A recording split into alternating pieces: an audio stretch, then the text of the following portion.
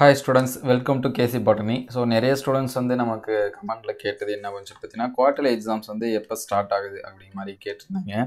So நம்மளால் கண்டினியூவாக பார்த்தீங்கன்னா லாஸ்ட் ஒரு 10 டேஸாக வந்து வீடியோஸ் வந்து அப்டேட் பண்ண முடியல. ஏன்னா லைட்டாக ஒரு ஆக்சிடெண்ட் ஒன்று ஆயிடுச்சு.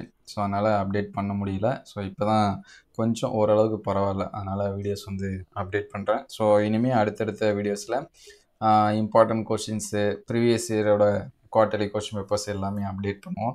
ஸோ நீங்கள் நம்ம சேனலை சப்ஸ்கிரைப் பண்ணாமல் தான் சப்ஸ்கிரைப் பண்ணுறேங்க. மறக்காமல் இந்த வீடியோக்கு ஒரு லைக் பண்ணிவிடுங்க. ஸோ நமக்கு ஆல்ரெடி நிறையா ஸ்டூடெண்ட்ஸ்க்கு வந்து தெரியும், நமக்கு ஸ்கூல் காலண்டர்லேயே கொடுத்துருக்காங்க சரிங்களா. குவார்டர்லி எக்ஸாம்ஸ் வந்து அதாவது காலாண்டு தேர்வு 18ஆம் தேதி வந்து ஸ்டார்டிங் ஆகிற மாதிரி ஈவன் எல்லாத்துக்குமே சரிங்களா. ஃபஸ்ட் ஸ்டாண்டர்ட்லேருந்து 12th ஸ்டாண்டர்ட் வரைக்கும் மோஸ்ட்லி பார்த்தீங்கன்னா லாங்குவேஜ் இந்த 2 சப்ஜெக்ட்டும் வியாழன் வெள்ளி. நான் இண்டிவிஜுவல் சப்ஜெக்டாக அடுத்த வீடியோவில் அப்டேட் பண்ணுறேன். எக்ஸ்பெக்டட் என்னென்னக்கு என்னென்ன எக்ஸாம்ஸ் வந்து இருக்கும் அப்படின்னு சொல்லிட்டு.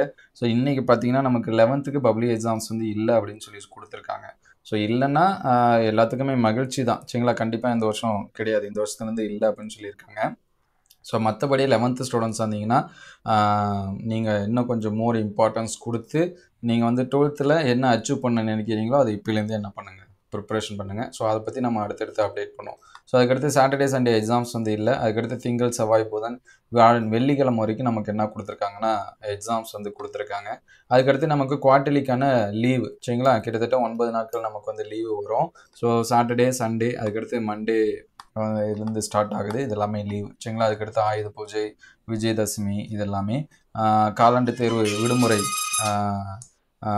முடிவு இதெல்லாமே கொடுத்துருக்காங்க சரிங்களா. அதாவது 5ஆம் தேதி வரைக்கும் நமக்கு வந்து குவார்டர்லி எக்ஸாம்ஸ்க்கான லீவு தான். 6ஆம் தேதி தான் நமக்கு வந்து என்ன நடக்கும் அப்படின்னா குவார்டர்லி எக்ஸாம்ஸ் முடிஞ்சு ரீஓப்பனிங் நடக்கும் சரிங்களா. இப்போ எப்பயுமே ஆக்சுவலாக பார்த்தீங்கன்னா நமக்கு வந்து அக்டோபர் 3 இந்த மாதிரி ரீஓப்பனிங் இருக்கும். ஸோ இந்த டைம் பார்த்தீங்கன்னா இந்த சாட்டர்டே சண்டேக்கு ஒரு நாள் மட்டும்தான் இருக்கிறதுனால இந்த அக்டோபர் 3 நமக்கு என்ன கொடுத்துருக்காங்க அப்படின்னா விடுமுறை அப்படின்னு சொல்லி கொடுத்துருக்காங்க. ஸோ நமக்கு ரீஓப்பனிங் பார்த்தீங்கன்னா 6ஆம் தேதி, எக்ஸாம் ஸ்டார்டிங் டேட் பார்த்தீங்கன்னா 18லேருந்து ஸ்டார்ட் ஆகுது, எண்டு டேட்டு பார்த்தீங்கன்னா 27ஓட முடியுது. ஸோ அடுத்த வீடியோவில் இண்டிவிஜுவலாக ஒவ்வொரு சப்ஜெக்ட்டுக்கும் என்றைக்கு எக்ஸாம்ஸ் வந்து நடக்கும் அப்படிங்கிறத வந்து அப்டேட் பண்ணுவோம். உங்களுக்கு ப்ரீவியஸ் இயர் கொஷின்ஸ் வந்து வேணும் அப்படிங்கிற ஸ்டூடெண்ட்ஸ் கமெண்ட் பண்ணுங்கள். குவார்டர்லி எக்ஸாம்ஸோட கொஷின்ஸ் வந்து வேணும் அப்படிங்கிறவங்க. ஸோ குவார்டர்லி எக்ஸாமை பொறுத்த வரைக்கும் எல்லாத்துக்கும் ஒரே டேட்டில் நடக்கும். ஆனால் கொஷின் பேப்பர் இண்டிவிஜுவலாக தான் கொடுப்பாங்க. குறிப்பாக பப்ளிக் எக்ஸாம் எழுதுகிற ஸ்டூடெண்ட்ஸு இந்த குவார்டர்லி கொஷின் பேப்பர்ஸை சேவ் பண்ணி வச்சிங்க.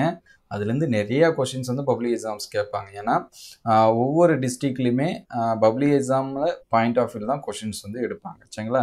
அதனால் எனக்கு வந்து கொஷின்ஸ் வந்து கஷ்டமாக இருக்குது, நீங்கள் சொன்ன கொஷின்ஸ் எல்லாமே வரல அப்படின்லாம் ஒரு சில ஸ்டூடெண்ட்ஸ் வந்து ஃபீல் பண்ணுவீங்க. அது எந்த ஃபீல் பண்ணாதீங்க. மிட்டமோட கொஷினை சேவ் பண்ணி வைங்க.